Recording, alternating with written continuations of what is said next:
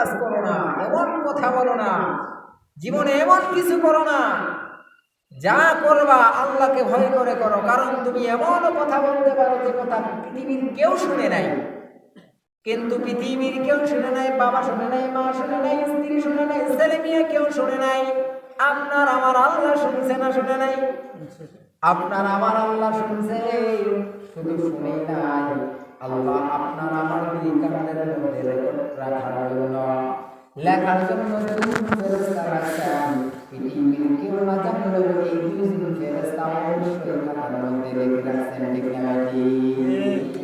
আপনার আমার বিরুদ্ধে সাক্ষী দেওয়ার জন্য দুনিয়ার কোনো মানুষের প্রয়োজন নাই, আপনার কাছেই আল্লাহ সাক্ষী রেখে দিয়েছে। আপনার আমার ভালো, আপনার আমার খারাপ, আপনার আমার জান্নাতি জাহান্নামী হওয়ার জন্য দুনিয়ার কোনো মানুষের বাধা বিঘ্ন, দুনিয়ার কোনো মানুষের সাক্ষর প্রয়োজন হবে না। কারণ আল্লাহ সিস্টেমে ফেলায় রাখছেন, আল্লাহর সিস্টেম হলো বান্দা কোন ফেরেশতাকে দেখতে পায় না। বিশ্বাস করি আমরা, যেমন আমরা বিশ্বাস করি আল্লাহ একজন, আল্লাহ কয়জন? কারণ এটার প্রমাণ সূরা ইখলাসের মধ্যে আল্লাহ সুন্দরভাবে দিয়ে দিয়েছেন, আল্লাহ কয়জন?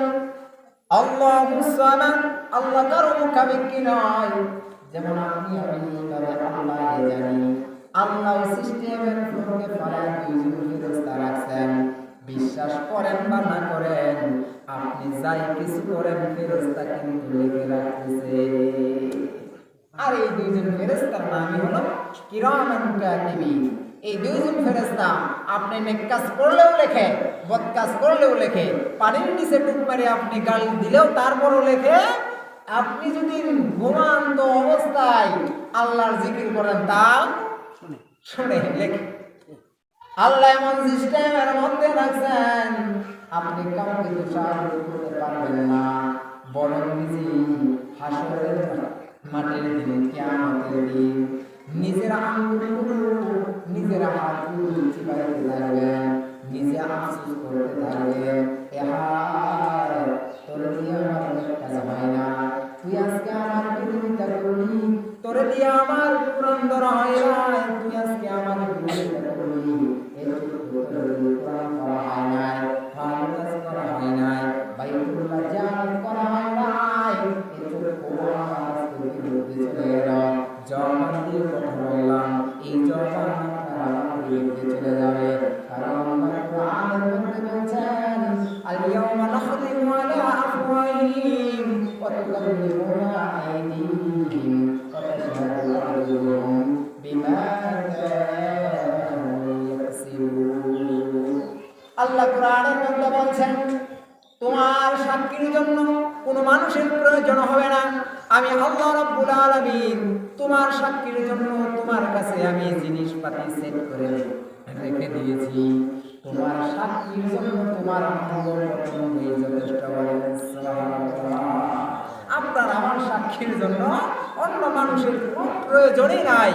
আপনার আমার অঙ্গ-প্রত্যঙ্গই যথেষ্ট আপনার আমার ভালো এবং কি খারাপ সার্টিফিকেট সেদিন দেওয়ার জন্য। আল্লাহ তুমি জানের পাল্লা দান করা দিবেন, হিসাবের পাল্লা দান করা দিবেন। আপনাকে বলবেন তোমার হিসাব, তোমার আজকে আমলনামা নেকি বুদ্ধি ওজন করা হবে। এই নেকি বুদ্ধি ওজনের আগে তো আমলনামা দিবে। আমলনামার মধ্যে শুরু থেকে বড় থেকে শুরু এবং কোনো কিছু বাদ করবে না। যে জিনিসটা আপনি গোপনে করেছেন আল্লাহ ফেরেশতার মাধ্যমে এমন কিছু বাদ করবে না যে জিনিসটা আপনি গোপন করেছেন, অথচ আপনি ছাড়া আর কেউ জানে না। ওই জিনিসটাও ফেরেশতার মাধ্যমে আল্লাহ লেখে আপনাকে হাসরের মাঠের দিন, কিয়ামতের দিন সামনে পেশ করা হবে। আল্লাহ এমন আল্লাহ যে আল্লাহ গভীর থেকে গভীর, নিঃস্ব থেকে নিঃস্ব, জিরো থেকে আল্লাহ একবার আরো জিরো থেকে সব কিছুকে উপস্থাপন করতে পারে না? পারে না? পারে না? পারে না? আপনি আমি এক সময় কিছুই ছিলাম না। আমি এক সময় বলছিলাম আল্লাহ আপনাকে আমাকে এক সময় রেখেছিলেন কলা গাছের মধ্যে, বিশ্বাস হয়। এক সময় ছিলাম মাছের মধ্যে, এক সময় ছিলাম ধানের মধ্যে, এই ধান খাইছে না খাই ধানের চাল খায় না, মাছ খায় না, কলা খায় না, এই সব কিছু খাওয়ার পরে আমার আপনার আব্বার শরীরের মধ্যে শক্তি হয়, হরমোন তৈরি হয়। এই হরমোন থেকে এক ফোঁটা নাপাক হরমোনের দ্বারা আপনার জন্ম হয়। তার মানে আল্লাহ আপনাকে আমাকে এক সময় যদি একবারে জিরো থেকে শূন্য থেকে আপনাকে আমাকে মানুষ হিসাবে দুনিয়ার মধ্যে উপস্থাপন করতে পারে, সে আল্লাহ কি আপনার আমার হিসাবের জন্য এই ফেরেশতাদের দিয়ে লেখাইতে পারে না? অবশ্যই। এজন্য আপনাকে আমাকে একমাত্র আল্লাহর দিকে রুজু হতে হবে, কারণ আপনি এখন উত্তালে হয়ে আছেন। সারা বিশ্বে যেখানে উত্তাল, আপনার আমার এখন চিন্তার বিষয় পৃথিবীর হায়াত পড়ায় শেষ হয়ে আসতেছে। পৃথিবীর হায়াত পড়ায় শেষের দিকে। আপনি আমি এমনও হতে পারি আপনি আমার সামনেই হয়ে যাবে আবার মালহামা, হয়ে যেতে পারে আবার মালহামা। আর আবারও যদি মালহামা হয়, আমি আপনি যে পরিমাণে যে পর্যায়ে আছি, এই পর্যায় থেকে মুসলমানের দাবি করলে অবশ্যই আপনার আমার লাভবান হতে পারবো না, আপনি আমি ক্ষতিগ্রস্ত হতে যাব। কারণ আপনার আমার পার্শ্ববর্তী দেশ ফিলিস্তিন, গাজা, এর মধ্যে মুসলমানদের অন্যায়ভাবে মারা হচ্ছে, ঠিক না ভাই? আপনি মনে করেন না যে ফিলিস্তিন আর গাজার মানুষ মরবো, আমার দেশে কোনো সমস্যা নাই। আপনি এটা সতর্ক থাকেন। বিনি দোষে যেহেতু আমার এক মুসলমান ভাইয়ের রাষ্ট্রে মুসলমানদের নিহত করা হচ্ছে, মারা হচ্ছে, কোন দিন যেন এই মার আমি মুসলমানের দেশেও ফিরে আসি। এক সময় আমরা দেখেছি মায়ানমারে যখন মুসলমানদেরকে মারা হয়, আমাদের বাংলাদেশ তাদেরকে আশ্রয় দেওয়া হয়েছিল। তার পরবর্তীতে আমাদের বাংলাদেশেই আবার আলেম উলামা ইমানদার মানুষরা পিটুনি খায়ে রক্ত ঝরাইছে না ঝরাই নাই, এমন মনে করতে পারে।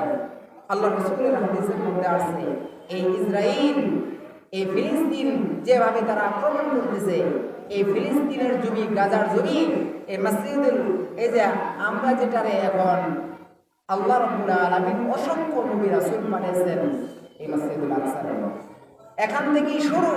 সারা পৃথিবীর মধ্যে যত নবী রাসূল আসছেন, বেশিরভাগ নবী রাসূলের বাসস্থান হলো মসজিদুল আকসা। সেখান থেকে মুসলমানদের পণ্য বেশি। ওখানে ইব্রাহিম আলাইহিস সালামের একটি সন্তান, ওনার নাম হলো ইসহাক। নাম কি? ইসহাক আলাইহিস সালামের বংশনসল থেকে এই আজ পর্যন্ত মসজিদুল আকসার আশেপাশে আল্লাহ জানেন কত নবী রাসূল পাঠিয়েছেন। তবে ইসমাইলের বংশনসলে আমাদের নবী আসছেন, সুবহানাল্লাহ। আমাদের নবীর বংশধর হাশিমি বংশ থেকে, এটা হলো মক্কার জমিনে, আর এটা হলো ফিলিস্তিন। তাহলে মুসলমান আপনারা একটু ধারণা রাখেন, অত অল্প সময়ের মধ্যে, অতি অল্প সময়ের মধ্যে মালহামা শুরু হতে যাচ্ছে। যে মালহামার মধ্যে মুসলিম অগণিত মানুষ, অগণিত মুসলিম নিহত হবে, যেটা সারা পৃথিবী জুড়ে হয়ে যাবে। শুধু এক দেশ নয়, সারা পৃথিবীর মুসলমানের উপর নির্যাতন চালু করবে এই ইসরায়েল, এই খ্রিস্টান।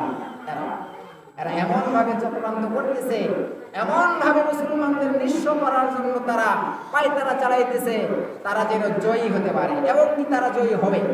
আল্লাহ রাসূলের হাদিস আছে এ সম্পর্কে। আল্লাহ রাসূল বলে গেছেন, সারা পৃথিবীর মধ্যে মুসলমানের সংখ্যা যেতই থাক না কেন, যারা মুসলমান এদের উপরে ইসরায়েল, কারণ তারা, আমরা যারা মুসলিম আর তারা খ্রিস্টান, তাদের মনে করে তারা যে ইয়াজুজ মাজুজ নাম শুনছেন?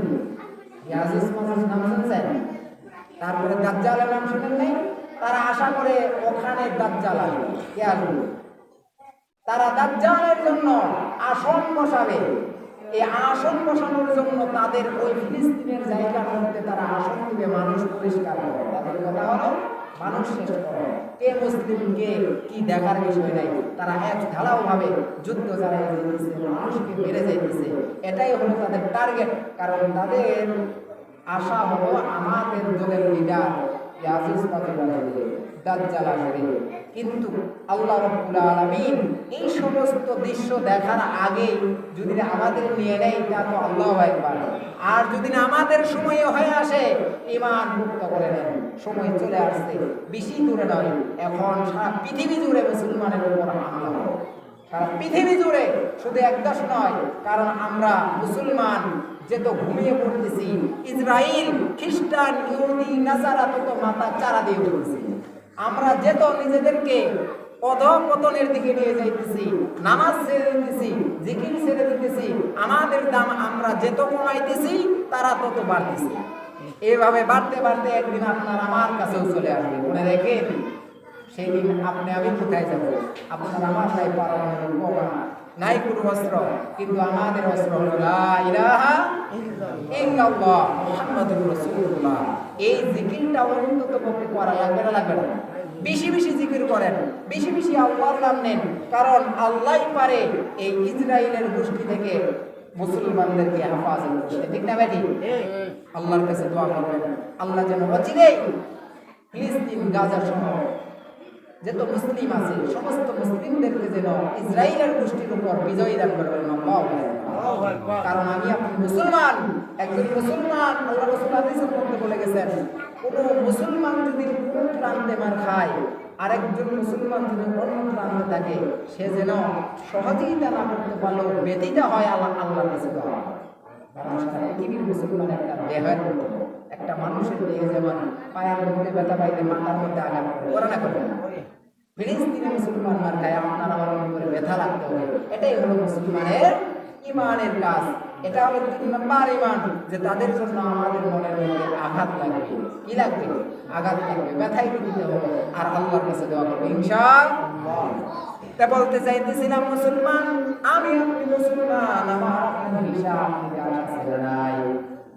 এই হিসাব নিকাশ নেওয়ার পরে আল্লাহ রাব্বুল আলামিন হিসাবের মিজানের কথা করাইলেন। দাঁড় করানোর পরে যখন হিসাব নিকাশ করাইলেন, যারা মিজানের পাল্লায় আমলগুলো হয়ে যাবে তাদের মধ্যে হাসি সচ্ছলতা ফিরে আসবে। সুবহানাল্লাহ। যারা এ হালকা হয়ে যাবে তারা হালক হয়ে যাবে, তাদের মুখ কুচ্ছিত হয়ে যাবে, হয়ে দিশাহারা হয়ে যাবে। আর যাদের আমলনামা ভারী হয়ে যাবে পাল্লা, তাদের মুখের মধ্যে হাসি ফুটে উঠবে, তাদের আত্মা আরো উৎফুল্লিত হবে। সুবহানাল্লাহ। তারপরে শুরু হয়ে যাবে আপনার আমার মিজানের পাল্লার পরে ফুলসিরাতের রাস্তা। আল্লাহ নবীকে জিজ্ঞেস করা হলো, ইয়া রাসূলুল্লাহ, এই ফুলসিরাতের রাস্তা কত হাজার বছরের? আল্লাহ রাসূল বললেন, ফুলসিরাতের রাস্তা 30,000 বছরের রাস্তা। কয় হাজার? দেখেন এখন আপনি আমি বেঁচে আছি 30,000 বছরের রাস্তা। একটু সময় কেন আমরা জিকির করবেন না? সময় আমার কাছে শুনে যান। আপনি আমি যদি মারা যায়, মারা যাওয়ার পরে 50,000 বছর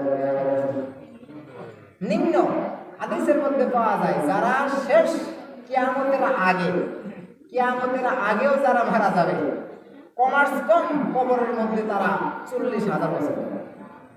কিয়ামতের আগেও যারা মারা যাবে, কমার্স কম কবরের মধ্যে কয় হাজার বছর? 40,000 বছর সময় কাটাতে লাগবে। এবং কি আল্লাহর নবী বলে গেছেন, কবরের মধ্যে তারা তো 40,000 বছর কাটাবে। এখন বলেন তো 40,000 বছরের মধ্যে কি একটি নেকি অর্জন করা সম্ভব? কবরের মধ্যে যদি না আলহামদুলিল্লাহ সুবহানাল্লাহ 1000 বার কই মরা যাওয়ার পরে সওয়াব হবে? সওয়াব হবে। তাহলে সওয়াব কামাই করা যায় কোথায়? পৃথিবীর মধ্যে। সওয়াব কোথায় কামাই হবে? পৃথিবীর মধ্যে। তারপরে হিসাব নেন, 40 চলে গেল।